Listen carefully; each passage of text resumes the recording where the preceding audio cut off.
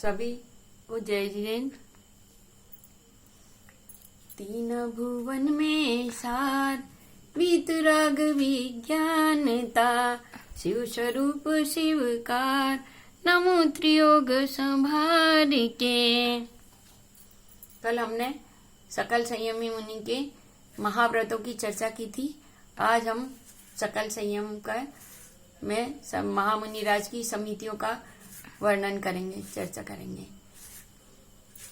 पहले मैं दौलत राम जी के छंद जो है समिति के ऊपर, वो उन छंदों को बोलती हूँ, इसके बाद उनका वर्णन करेंगे।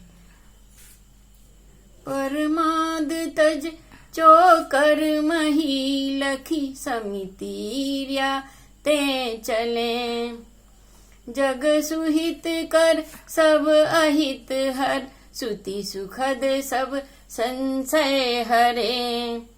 भ्रम रोग हर जिनके वचन, मुख चंद्र ते अमृत झरे। 40 दोष बिना सुकुल श्रावक तने, घर असन को ले तप बढ़ावन हेतु नहीं, तन पोसते तजी रसन को। सूचि ज्ञान संयम उपकरण, लखी के गहे लखी के धरे।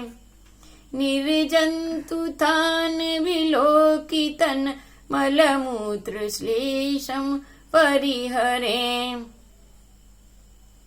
मुनि महाराज जो हैं, पहले उनकी ईर्या समिति की चर्चा करते हैं। मुनि महाराज कभी भी सूर्य के प्रकाश के अलावा गमन नहीं करते, अंधकार में कभी भी कहीं गमन नहीं करते हैं।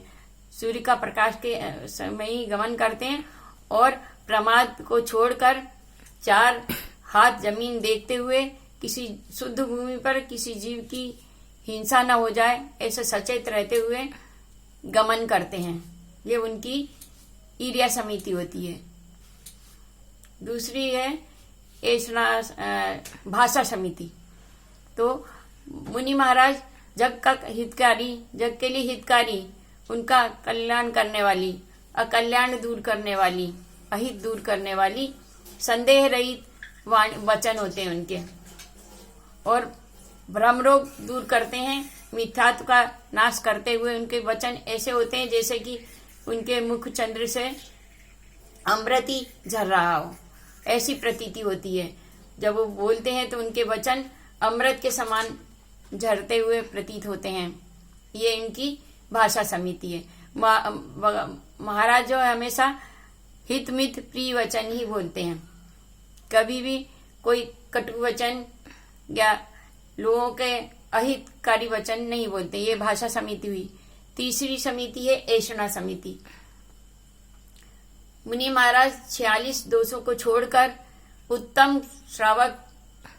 उत्तम कुल के श्रावक के यहाँ नवधा भक्ति पूर्वक जो आहार देते हैं, उनके यहाँ ही आहार ग्रहण करते हैं और वो शुद्ध भोजन वहां लेते हैं। अपने तन को पोषने की दृष्टि से नहीं लेते हैं, अपने रत्नत्रय की वृद्धि हेतु तप के लिए, तप करने के लिए नीरस, वो अपने आहार में सरसता और नीरसता का ध्यान नहीं रखते हुए आहार लेते हैं। इसीलिए उनका जो आहार होता है, उनके निर्जरा होती है। आहार करने पे भी उनके कर्मों की इसीलिए निर्जरा होती है, क्योंकि वो उनको बिना आसक्ति के सरसता नीरसता की तरफ ध्यान नहीं होता उनका कि आहार कैसा है, सरस आहार है कि नीरस आहार है। इसलिए ये उनकी ऐषणा समिति है। दूसरी हुई ऐषणा समिति।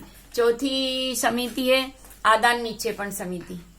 सूचि ज्ञान संयम उपकरण, लखी के गहे लखी के धरे। वो सुचिता के, ज्ञान के और संयम के उपकरण को देख के ही ग्रहण करते हैं, देख के ही रखते हैं। सुचिता के उनके उपकरण है कमंडल और ज्ञान के उपकरण शास्त्र। इसी तरह उनके संयम के उपकरण है पिच्छी से वो परिमार्जन करते हुए शास्त्र को या किसी भी चीज को जंतुओं से रक्षा करते हुए उसको रखना और उठाना, ये उनकी आदान निक्षेपण समिति कहलाती है। निर्जंतु थान विलोक तन मलमूत्र श्लेषम पर्य। मुनि महाराज हमेशा निर्जंतु जंतु रहित जो स्थान होता है वहीं पे अपना मलमूत्र और कफ आदि का क्षेपण करते हैं, ध्यान रखते हुए कि कहीं कोई जीव के ऊपर न हो। ये उनकी प्रतिष्ठापन समिति कहलाती है। तो महाराज के मुनि महाराज जो सकल व्रती मुनि महाराज होते हैं, महाव्रती, उनकी 5 समितियों का वो हमेशा पालन करते हैं। ईर्या समिति, भाषा समिति, ऐषण समिति, आदान निक्षेपण समिति और प्रतिष्ठापन समिति। ये 5 समितियों का हमेशा महाव्रती जो होते हैं मुनि महाराज, इनका पालन करते हैं पूरी तरह से। ये उनके व्यवहार चारित्र कहलाता है, सकल संयम कहलाता है, व्यवहार चारित्र। वो इस तरह से वो अपने महाव्रतों के साथ में इन 5 समितियों का पालन करते हैं। आगे हम उनकी गुप्तियों का और 5 इंद्रियों के संयम का, इंद्रिय विजय का कल हम चर्चा करेंगे। ठीक है, जय जिने।